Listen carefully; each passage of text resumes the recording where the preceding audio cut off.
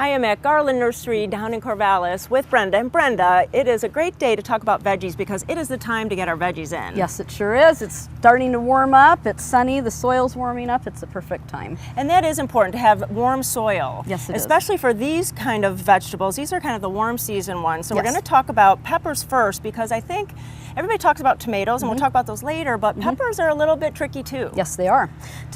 Peppers really love it to be hot, and in fact, one of the best tips I've heard is to plant them into a black plastic container to really absorb the heat. And you'd want to, this is a 2-gallon size, you'd want to go with that size at a minimum of size. And when I did it last year, I planted them a little bit larger, 5-gallon, and a little bit larger than that, and they performed really well for me. And you want to use a bag soil. You Yes. don't want to dig out soil from the garden. That's correct, a good potting soil.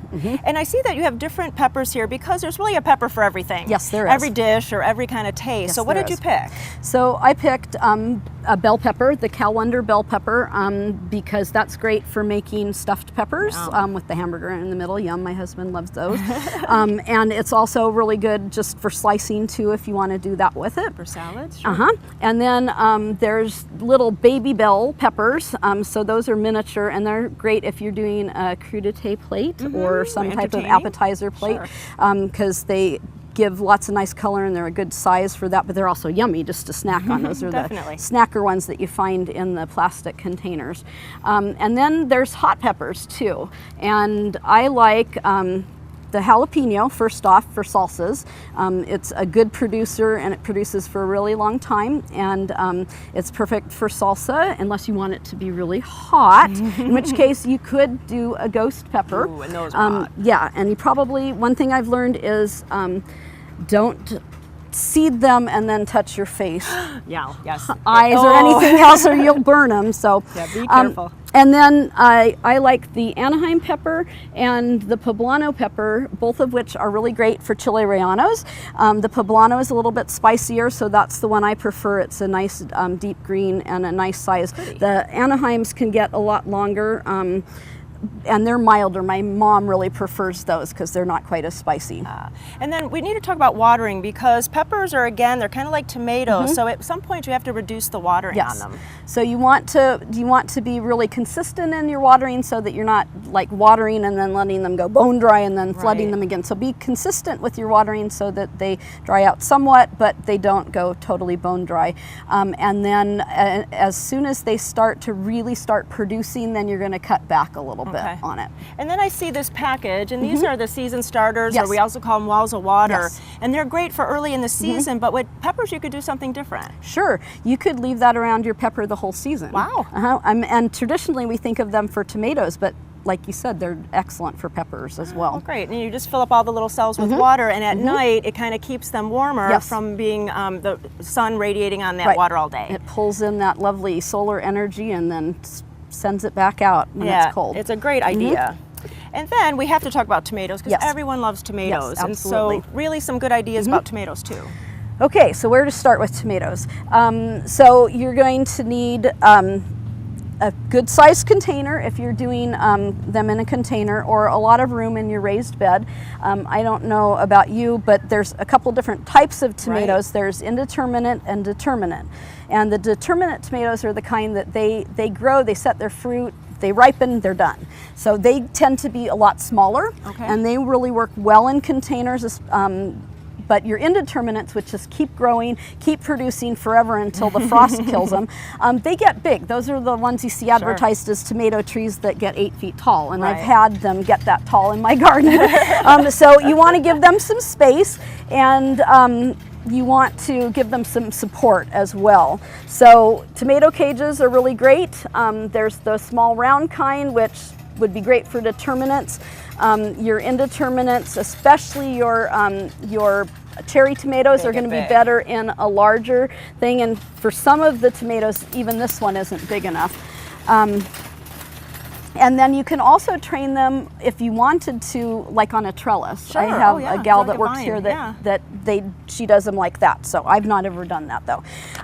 But when you go to plant them, if they're in the ground. You need a well-worked garden soil that's had some compost or well-composted manure added to it. If you're going in a pot, you need a good potting soil for them. And when you go to plant them, so this is the really interesting thing, and don't try this with on much of anything else. But you want to plant them deeper than they are in the pot. So like this one, for instance, I would plant probably that deep.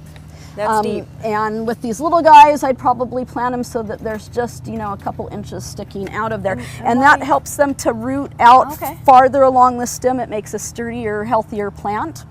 And then the other good thing with the indeterminate ones, you know, that are going to go crazy, if you take and you pinch out these little side shoots, quite a few of them, like this, then you're going to get better production, more tomatoes, and the tomatoes are going to be bigger. So the energy goes right to fruit. Exactly. Exactly. And again, you mentioned the Walls of Water season starter. Those are great around the tomatoes as well as the peppers. You also want to you also want to make sure that you are providing a more neutral pH and calcium. Calcium is really important to tomatoes, and most of your limes have calcium in it, so that's a good way to add the calcium to the soil.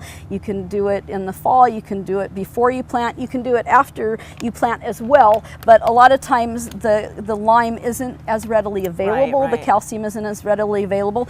So you can use in season a product called Rot Stop, which is calcium that goes into the leaves and helps prevent the blossom end rot, which is, you know, when you have that tomato and it looks great from the top and you pull it out and you turn it over and there's that ugly black spot on the bottom, that's blossom end rot.